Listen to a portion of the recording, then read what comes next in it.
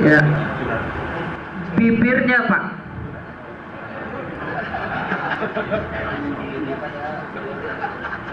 Dua lubang hidungnya Pak. Terus Pak, telinga Bapak bukan mulut yang bicara. Ini mulut yang bicara. Melintang apa panjang terserah Pak, mau jabrik mau rebonding terserah. Alis sebelah kanan. Bila tadi bibirnya terbuka, giginya Pak.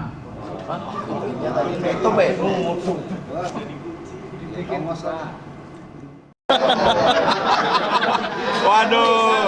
Tulis namanya di bawah, nama Bapak tulis. Hancur. Itu gigi nasi goreng masih nempel Pak. Kedua, salam. Salam Pak, bukan ijab kabul, Masya Allah Pak. Salam. Salam itu penuh Pak, penuh. Ya. Subhanallah, yang berdiri tepuk tangan Pak, yang berdiri. Maksudnya nanti di sini jangan sampai sakit hati, ya. Positif feeling, positif thinking. Ini kita pakai terus sampai selesai. Jangan jauh-jauh Pak, jangan jauh-jauh. Duduk aja Pak, duduk. Yang B tidak merespon. Oke. Ada 3 Cina. Terus jangan terus. Sampai bisa tertarik.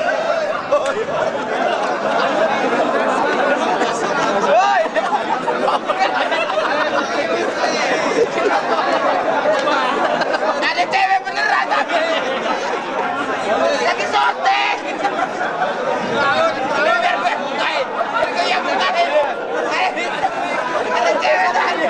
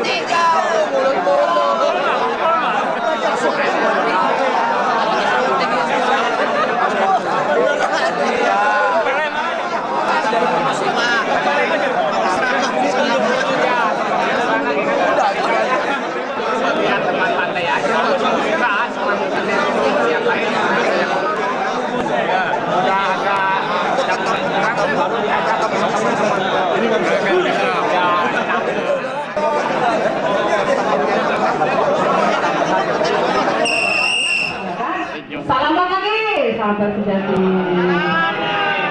Ketiga, sahabat sejati. Allah sudah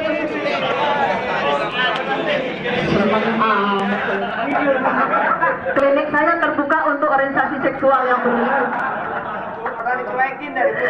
Subhanallah. Ya, bayangin ya. Terus wajahnya dan Bapak, namanya Bapak ingat, huruf namanya satu persatu yang ada di hadapan Bapak. Terus nanti kalau ada instruksi saya katakan sweet, maka tangan Bapak sweet, jari telunjuk atau kelingking ya. Tapi terus saya akan menggiring alam bawah wajahnya sehari-harinya. Terus Bapak bayangkan, siapkan tangan Bapak untuk sweet, begitu saya perintahkan sweet. Terus Bapak angkat, terus terak sampai ke alam bawah sadar. Orang yang ada di hadapan Bapak ini adalah sahabat yang Bapak kenal betul namanya, teman sehari-hari. 1, 2, 3 sweet, jangan dibuka matanya, tetap sweet. Jangan dibuka matanya Pak, selamat sweet, tangannya kelingking, jari apa telunjuk. Terus tahan, jangan dibuka matanya. Ke depan Pak ya. Sweet, buka mata Bapak, silakan lihat pasangan Bapak apa. Jangan lepas Pak, tahan. Kalau sama intuisinya sama, tepuk tangan. Bapak lekat, subhanallah. Yang berbeda sekarang berdiri. Goyang apa mana yo, semangat.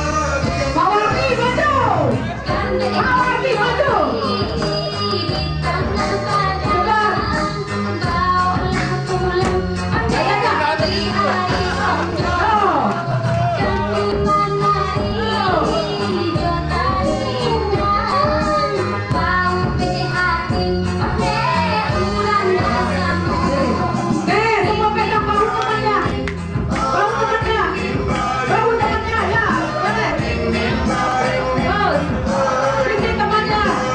Pijit bahunya. Yo, bahunya yang kuat pijitnya. Balik ke belakang, gantian. Ya, pijit. Ya, pinggangnya. Hei. Jangan bergerak, diam. Ketiknya. Ketiknya, gantian balik. Ya, pijit yang ikhlas. Jangan diumbang-umbang, yang ikhlas. Balik, dipukul. Balik gantian.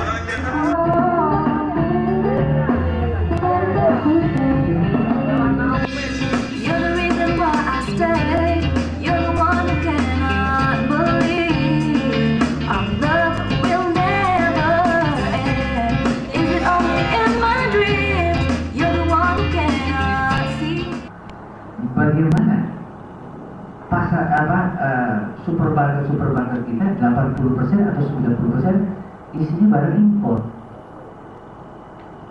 Sayur pun diimpor dari luar negeri. Bagaimana kita mau jalan di RT RW sana? Kita paling bawah. Sektor pendidikan 49% bisa dikuasai oleh asing. Saudara-saudara, saya punya daftar bank tapi nggak akan saya bicarakan di sini. Bank Indonesia tidak pernah membatasi kepemilikan asing pada instrumen SBI, sertifikat Bank Indonesia. Kan dijualin, saudara tahu kan, sertifikat SBI itu dijualin dapat bunga, tidak kan? Saya jelaskan. Bank asing tidak memberikan kredit kepada perumahan, kepada sektor sektor real atau apa tidak. Dia lebih safe beli obligasi pemerintah. Ngambil kita punya, terkait. Jadi bank asing itu membeli sertifikat Bank Indonesia dan tidak dibatasi kepemilikan untuk bunga SBI yang notabene 80% jatuh ke tangan asing.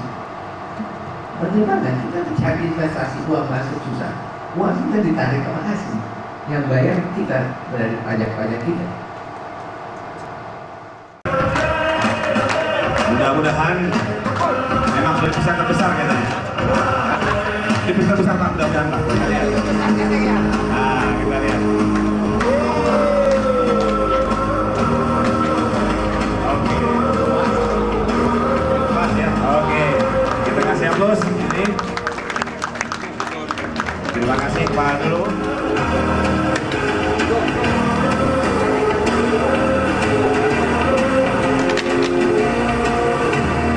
Sudah semua? Oke. Shot wave. Nah, ke tangan semuanya. Oke, siap semua foto. Selanjutnya slide berkelompok nih Pak. Jangan digodain ntar.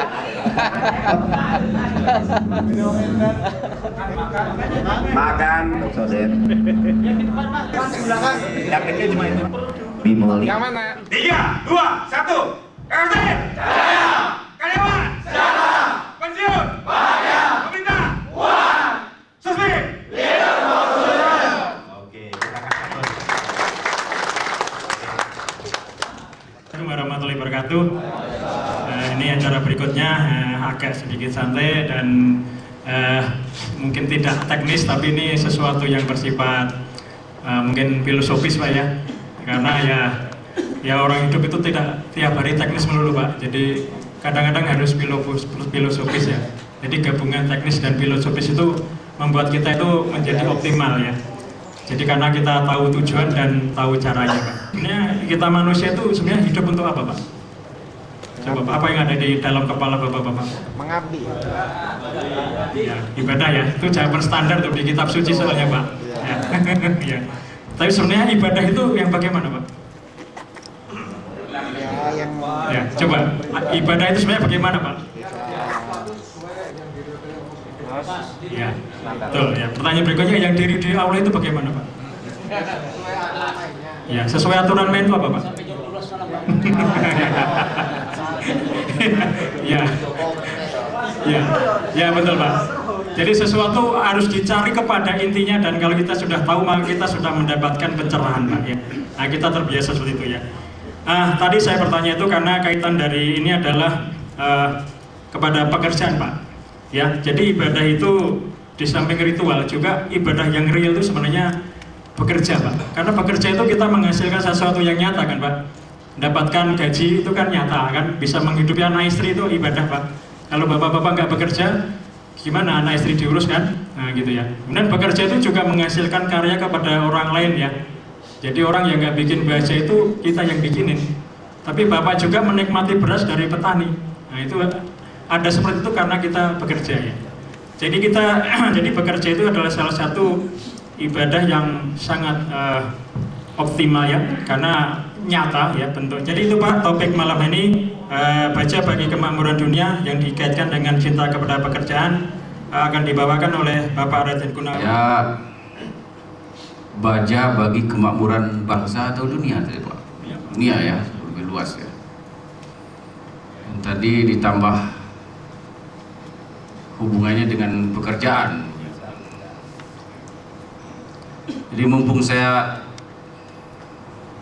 belum lupa, jadi mengenai pekerjaan yang diuraikan oleh Pak Hedi tadi, kita kan dituntut untuk memiliki performance yang baik atau pekerjaan yang baik, good performance bahasa Inggrisnya. Kalau bahasa ustadznya itulah yang disebut dengan amal soleh. Ya kan? Jadi kalau kita sering dengar amal soleh, maksudnya kerja yang bagus. Amal artinya kerjaan, soleh itu bagus. Jadi amal soleh itu good performance. Melakukan kegiatan apapun sampai kita mencapai posisi good performance, itulah amal soleh. Ketika pintu surga dibuka, maka berbondong-bondonglah calon penghuni surga antri di depan pintu. Nah, sedang rame-ramenya orang antri, tiba-tiba ada sirine, ya kan? Iring-iringan mobil begitu, pakai forwarder, ya kan? Itu pengen duluan gitu, karena pakai forwarder. Jadi para calon penghuni surga yang lain ini kan protes begitu. Ini siapa ini? Kok pakai bawa rombongan segala, pakai sirine segala begitu. Semua jengkel. Nah, salah seorang ustadz menenangkan massa. Sudah, sabar saja. Itu kan polisi. Dia itu satu-satunya polisi yang masuk surga. Satu polisi yang masuk surga. Baru ya, waktu Pak Ruki menceritakan cerita itu, dia berkata, mudah-mudahan yang satu itu saya. Mudah-mudahan saja. Suspim kali ini adalah Leaders for Solution, maka saya akan sedikit menguraikan tentang leaders dulu sebelum ke materi utama, karena materi utama ya 10 menit saja cukup. Saya ingin memberi contoh saja, contoh pemimpin-pemimpin di masa lalu untuk kita supaya kita mendapat inspirasi bahwa yang namanya pemimpin itu adalah memiliki berbagai karakter, tidak harus memiliki karakter tertentu. Ada yang keras, ada yang lembut, tapi semuanya adalah pemimpin. Dalam sejarah Islam misalnya, kita mengenal pemimpin yang keras, pemimpin yang diplomatis, yang lemah lembut, yang ilmuwan, tapi juga ada yang kaya raya. Kita kenal 4 sahabat Rasulullah itu, Abu Bakar, Umar, Utsman, Ali. Abu Bakar itu adalah sosok pemimpin yang lemah lembut, maka disebut beliau itu adalah pemimpin yang diplomatis, berusaha untuk tidak pernah menyinggung orang lain, berusaha untuk tidak membuat sakit hati orang lain. Nah, tapi sebaliknya sahabat Umar bin Khattab, watak kerasnya itu masih tetap saja dibawa-bawa. sampai beliau itu menjadi khalifah sekalipun. Jadi watak membunuhnya masih gitu. Jadi baik sebelum beliau masuk Islam maupun setelah. Hanya bedanya kalau sebelum Islam yang dibunuh itu ya orang-orang baik gitu. Orang yang kelompok-kelompok pengajian itu sebelum dia masuk Islam ya pedangnya bisa bermain di situ. Tetapi sebaliknya ketika beliau masuk Islam, pedangnya ini untuk menebas leher-leher orang-orang yang munafik. Jadi Rasulullah tidak pernah berusaha membuat atau mengajak sahabat-sahabatnya memiliki karakter seperti dia begitu. Wa anzalnal hadid fihi ba'sun sadid wa manafi'u linnas. Kami turunkan besi baja. Jadi menggunakan kata anzalna di situ. Jadi seakan-akan besi itu tidak langsung berada di perut bumi. Wa anzalna. Jadi kata kerjanya, verbnya itu sama seperti ketika menggunakan turunnya Lailatul Qadar, inna anzalna, ya kan? Fi Lailatul Qadar. Jadi verbnya sama. Jadi kalau turun, kalau bahasa Inggrisnya to send down. We send down, kami menurunkan. Kalau turun kan dari atas ke bawah. Bahwa negara kita itu didirikan berdasarkan disebut berkat rahmat Allah yang Maha Kuasa dan didorongkan oleh keinginan luhur kan gitu. Berkat rahmat Allah yang Maha Kuasa. Allah yang Maha Kuasa itu bahasa Arabnya Allah Al-Malikul Mulk. Allah yang Maha Kuasa itu Tuhannya siapa? Tuhannya kita. Jadi ada seorang profesor yang membuat satu teori tentang manajemen, tentang kepemimpinan begitu. Luar biasa. Karena hebatnya, terkenalnya teori yang dia buat ini, dia diundang berceramah kemana-mana begitu. Tetapi yang menjadi hal yang sama, bahwa profesor itu kemanapun dia berceramah, dia selalu membawa supirnya. Dan supirnya kalau dia ceramah di depan selalu masuk ke ruangan seminar itu udah duduk di belakang. Jadi karena udah berkali-kali mengikuti seminar begitu tanya jawab, si supirnya itu menguasai, hafal begitu teori-teori yang disampaikan oleh profesor itu. Sehingga suatu ketika mau menghadiri satu seminar di mana profesornya kembali akan jadi pembicara tunggal, supirnya itu ngomong, "Prof, sekali-sekali gantian dong. Saya bosan mendengar profesor menyampaikan teori yang sama, saya sampai hafal." Nah, profesornya itu langsung menerima. Oke,